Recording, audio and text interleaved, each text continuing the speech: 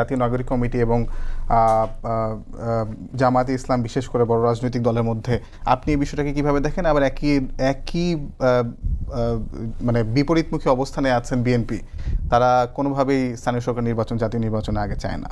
আপনি কিভাবে দেখেন পুরো বিষয়টা? আমি আসলে ফুয়াদ ভাইয়ের কথাগুলো শুনতেছিলাম, ওনার বিকল্প যুক্তিরও শোনার আগ্রহ আছে, শুনতে চাই পক্ষে বিপক্ষে দুটাই। আর আমার নিজের একটা অবস্থান আছে এখানে, আমি কে কি চায় না চায়, বিএনপি কি চায় অথবা আপনার জামাত কি চায়, এটা নিয়ে আমি অতটা বদার নেই, কারণ সরকারও তো কিছু একটা চায়, সরকার কি চায় সেটাই হবে। তো আমার নিজের একটা অপিনিয়ন আছে। সরকারও উপদেষ্টা আসিফ মাহমুদও স্থানীয় সরকার নির্বাচন আগে যাচ্ছে। হ্যাঁ, সবারই একটা মতলব আছে। তো আমার একটা অপিনিয়ন আছে আর কি। আমি মনে করি স্থানীয় সরকার নির্বাচনটা আগে হওয়া উচিত, আমি মনে করি। কেবল এবারই না, এবার এই যে অত কারণগুলি, যে যুক্তিগুলি ফুয়াদ ভাই দিলেন, এর বিপরীত যুক্তিটা ওনার কাছ থেকে আমি শুনবো আসলে কি কি কারণে চাওয়া উচিত, কি কি কারণে না চাওয়া উচিত। বাট আমি মনে করি কেন চাওয়া উচিত সেটা আমি বলি। দেখেন, গত 16 বছর ধরে, 16.5 বছর ধরে একটা আন্দোলনের মাধ্যমে শেখ হাসিনা সরকারের কিন্তু পতন ঘটেছে। 2014 যে নির্বাচনটা সকল বিরোধী দল বর্জন করলো। কেন বর্জন করলো? একটা কারণে বর্জন করেছে, তারা বলেছে যে আমরা একটা তত্ত্বাবধায়ক সরকারের অধীনে নির্বাচন চাই। ঠিক আছে, কেন তারা তত্ত্বাবধায়ক চাইলো? কেন চাইলো?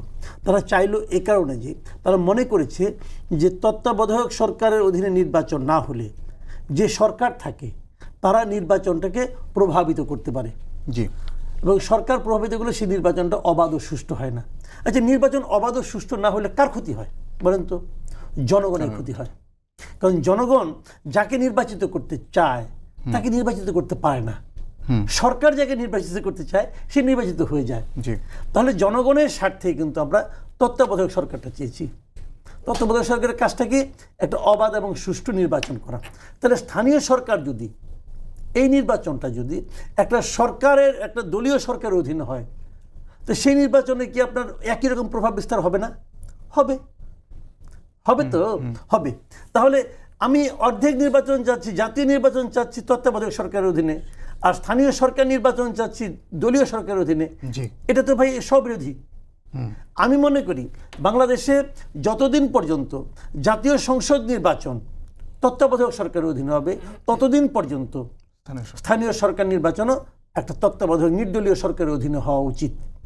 তাহলেই আমরা আমাদের জনপ্রতিনিধি অথবা উন্নয়নের প্রতিনিধি অথবা স্থানীয় সরকার আমরা নিরপেক্ষ এবং যথাযথ পেতে পারবো, এছাড়া সম্ভব না।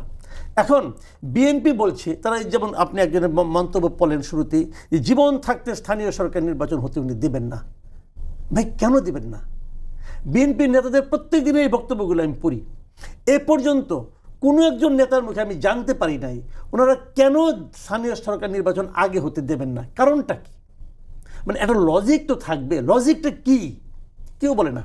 লজিকটা কি বলেন দেখি, কি লজিক তারা বলছে? মানে ফুয়াদ ভাই নিশ্চয়ই ওই সবাই ছিলেন যে প্রথম ঐক্যমত কমিশনের যে সভা, সেখানে বেরিয়ে কিন্তু বিএনপি পন্থী অনেক নেতা, বিএনপি এবং 12 দলীয় জোটের পক্ষ থেকে বলা হয়েছিল যে এই মুহূর্তে যদি স্থানীয় সরকার নির্বাচন দেওয়া হয় তাহলে দেশে একটি গৃহযুদ্ধের মতো পরিস্থিতি তৈরি হবে। কেন হবে? যদি স্থানীয় সরকারের গৃহযুদ্ধ হয় তাহলে তো জাতীয় সংসদ নির্বাচনের সময় আরেক গৃহযুদ্ধ হবে। সমস্যাটা কি? বরঞ্চ আমি তো মনে করি এটা যদি কম গুরুত্বপূর্ণ হয়, এটা হয়ে যাক। এটা হলে কি হবে? এই ইলেকশন কমিশনের সক্ষমতাটা একবার প্রমাণ হবে।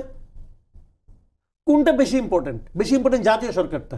তো এই ইলেকশন কমিশন যদি আপনি নির্বাচনটা করতে দেন, যদি তারা ভালোভাবে করতে পারে তাহলে আমরা বুঝতে পারবো এরা করতে পারবে। আর যদি ভালোভাবে করতে না পারে তখন আমরা বলবো এরা তো এই নির্বাচনই করতে পারে না, তাহলে বড়টা কেমন কেন করবে? এটা সরকারেরও একটা টেস্ট কেস হবে, দুই দলের একটা টেস্ট কেস হবে। একটা টুর্নামেন্টে যখন যায় একটা দল কি করে? প্রথম কিন্তু একটা ছোট ম্যাচ খেলে, একটা মানে গা গরম। এটা গা গরম হোক না, অসুবিধাটা কি? নির্বাচন কমিশন তো বলে নেই পারবো না, তারা তো বলছে তারা জুন জুলাই পারবে। সমস্যাটা কি?